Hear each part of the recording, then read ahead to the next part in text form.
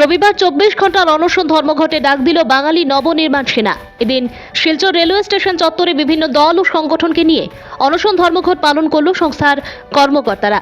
দীর্ঘ 30 বছর ধরে দাবি আদায়ের লক্ষ্যে চলে আসা আন্দোলনের সমর্থন জানিয়ে মহিলারাও ময়দানে ঝাঁপিয়ে পড়েন। ভাষা শহীদের সরকারি স্বীকৃতি প্রদান ও ভাষা শহীদ স্টেশন নামকরণের দাবিতে সরকারের দৃষ্টি আকর্ষণ করেছেন তারা।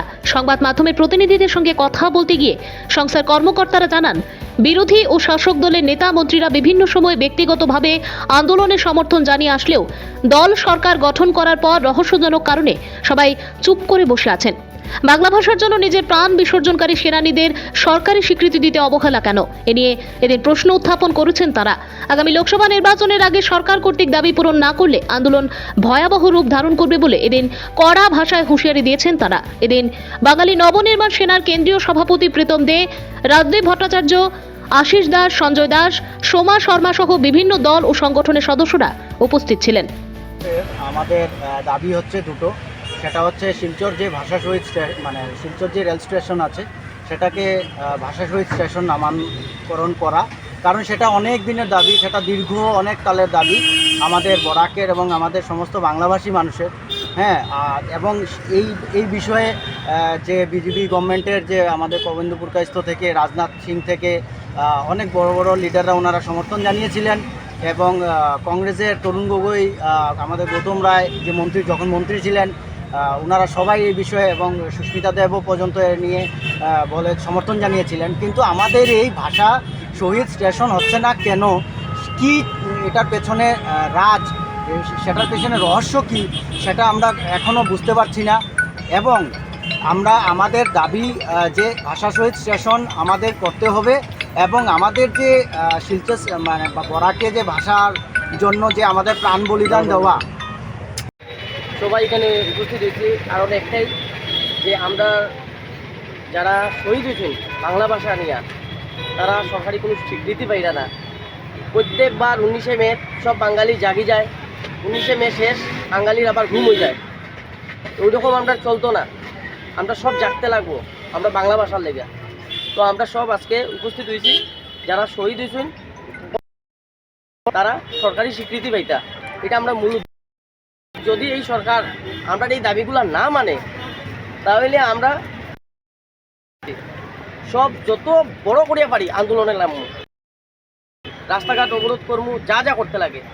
সরকারের কাছে আমরা একটাই দাবি, ভাষা শহীদ স্টেশন স্বীকৃতি পাইতো, আর যারা 15 শহীদ হয়েছেন তারাও সরকারি স্বীকৃতি পাইতা। ওইটাই আমরা সবাই। আমাদের যে ভাষা সেনানীরা এখানে বলিদান দিয়েছেন এই স্টেশন চত্বরেই, আপনারা সবাই জানেন 1961 দশকে, 60 দশকে। তো এই যে ব্যাপারটা, আমাদের যে সরকার, কেন্দ্রীয় সরকার হোক, রাজ্য সরকার হোক, ওনারা এখানে নেতারা সমর্থন করেন, কিন্তু ব্যক্তিগতভাবে এবং দলীয়ভাবে সেটাকে কেন করা হচ্ছে না, এটা কিসের রহস্য? আমি বলি যে বাংলা ভাষা তো বিশ্বে সমাদৃত, এটার মধ্যে কোনো সন্দেহ নেই। আজকে ইউনেস্কোর মতন সংগঠন বাংলা ভাষাকে বলে যে ওয়ার্ল্ড সুইটেস্ট ল্যাঙ্গুয়েজ, মানে সবচেয়ে বেশি মিষ্টিভাষী, এবং ওয়ার্ল্ডের মধ্যে তৃতীয় নম্বর লার্জেস্ট স্পোকেন বাংলা ভাষা।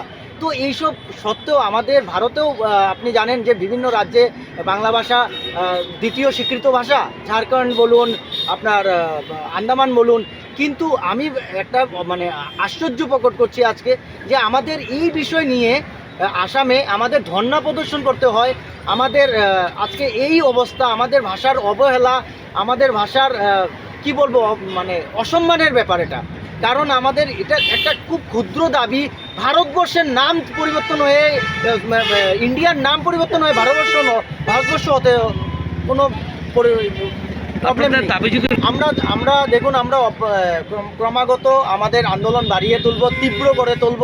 এবং আমরা জানি আজকে আমাদের যে বোনরা, আমার মায়েরা এসছেন এখানে, ওনারা সব থাকবেন এবং হয়তো আমরা পথ ঘাট কাঁপিয়ে তুলব এক সময়। যদি এই সরকার এই আমাদের নির্বাচনের আগে যদি এটা না হয়, তাহলে কিন্তু আমরা এটা নিয়ে তীব্র আন্দোলন শুরু করব এবং এটার জন্য সম্পূর্ণ দায়ী থাকবে কেন্দ্র সরকার এবং রাজ্য সরকার। এবং আমার যেটা ধারণা সেটা হচ্ছে যে রাজ্য সরকার দিশপুর থেকে বাংলা ভাষার সম্মান না দেওয়ার জন্য এই একটা অভিসন্ধি হচ্ছে যে তোমাদের আমি এটা দেব না। তোমাদের শহীদ হয়েছে, সেটা গুলি খেয়ে মরেছে। চন্দ্রমোহন পাটোয়ারি বলেছেন হ্যাঁ যে গুলিতে নিহত, উনারা শহীদ নয়। আর দাবি কি আপনার? আমাদের যত ভাষা সেনানী আছে উনাদেরকে সরকারি স্বীকৃতি চাই। উনারা সরকারি কিন্তু স্বীকৃতিপ্রাপ্ত না, উনারা সরকারিভাবে স্বীকৃতি দিতে হবে এবং ভাষা শহীদ স্টেশন শিলচরের নামকরণ করতেই হবে। এটাই আমাদের দুটো যে মুখ্য বিষয়, সেটা নিয়ে আমরা আজকে বসছি এবং এটা খুব দুঃখজনক, আমার মনে হচ্ছে লজ্জাজনক আমাদের প্রতিটি বাঙালির কাছে। কারণ আজকে বরাকে দেখুন, বাংলাভাষীর অভাব নেই, 90% বাংলাভাষী, 80 to 90%, কিন্তু আমাদের দেখুন প্রায় সবাই বাংলাই বলে। এখানে অন্য কোনো জাতির লোক থাকলেও বাংলাতেই বলে। তাই আমি বলছি 80-90% আমাদের বাংলাভাষী লোক, কিন্তু আজকে দেখুন আমরা বাংলার অসম্মান। সেটা গত বছরই হবে, আমাদের মুখ্যমন্ত্রী বরাকে এসেছিলেন ক্যাবিনেট মিটিংয়ে আই গেস।